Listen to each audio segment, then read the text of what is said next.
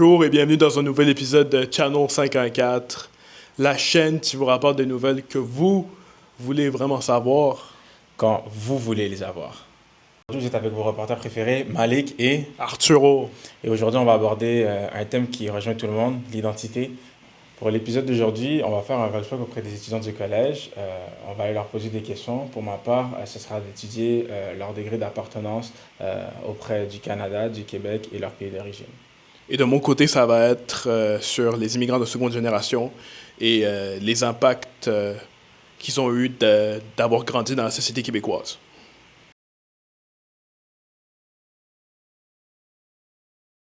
Si quelqu'un reçoit un commentaire ignorant sur ses origines et qu'il ne dit rien, penses-tu que c'est parce qu'il se laisse faire?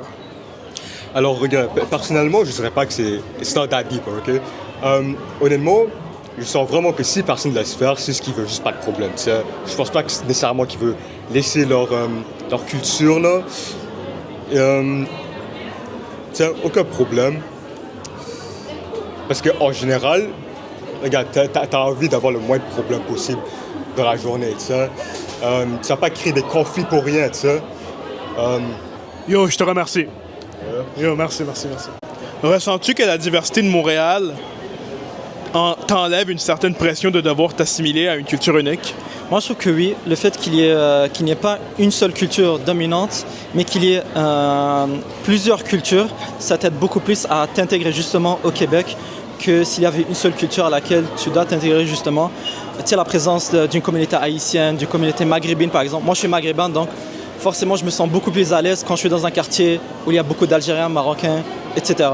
Oh, merci. C'est un plaisir, man. Des fois, on entend des stéréotypes qui ont l'air positifs, du genre les Asiatiques sont naturellement bons en maths. Est-ce que tu penses que c'est flatteur ou que ça efface un peu la vraie personnalité des gens? Ben, ça peut être flatteur si t'es bon en maths, si t'es asiatique et t'es bon en maths, mais pour ceux qui sont pas bons en maths, justement, ça pourrait leur mettre de la pression parce que, justement, les stéréotypes, c'est que les Asiatiques sont bons en maths. Donc, les gens, ils vont s'attendre à ce que cette personne-là, elle soit bonne en maths, puis ça va mettre de la pression à elle, puis ça va peut-être avoir un impact négatif sur sa confiance en soi ou sur... Ouais. Merci. Selon moi, ces témoignages illustrent parfaitement ma recherche. Le premier étudiant du nom de Brian démontre très bien que le silence face aux microagressions n'est pas nécessairement une soumission, mais une véritable stratégie de résistance pour éviter des conflits. Ensuite, Amin nous montre comment la diversité de Montréal permet de se forger une identité qui peut être hybride, ce qui diminue la pression d'assimilation. Et toutefois, la dernière étudiante du nom de Grace rappelle que les stéréotypes positifs, comme le mythe de la minorité modèle, imposent une lourde pression qui efface l'individualité. Bref, face à la société, la deuxième génération trace activement sa propre voie. Maintenant, pour voir comment cette réalité influence le sentiment d'appartenance à la plus grande échelle, je vais céder ma parole à mon collègue Malik.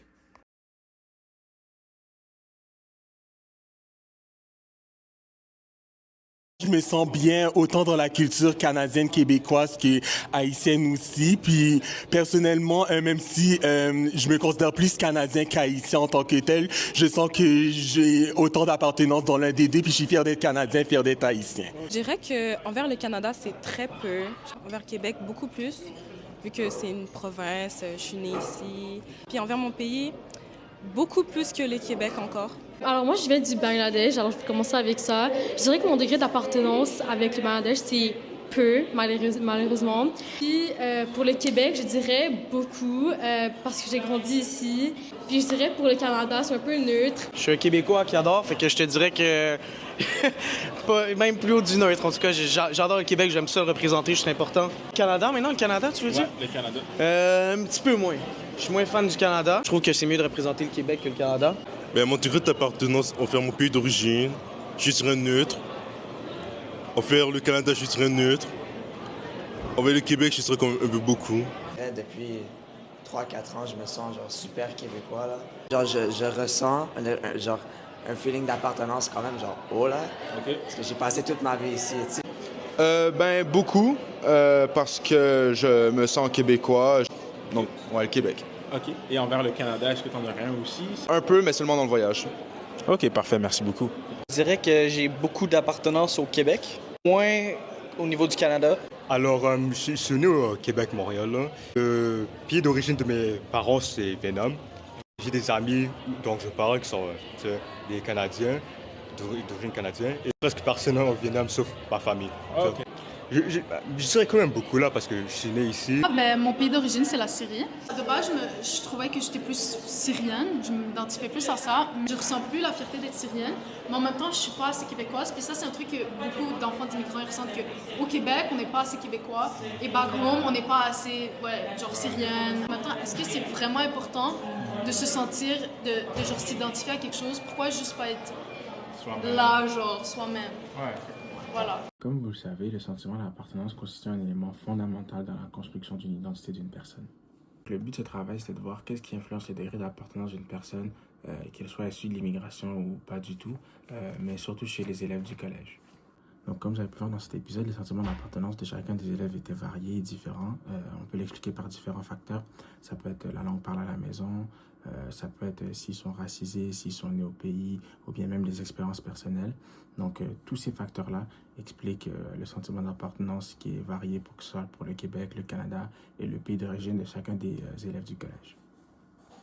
Donc, merci d'avoir visionné cet épisode de Channel 54. L'information que vous voulez savoir Quand vous voulez l'avoir. Let's go!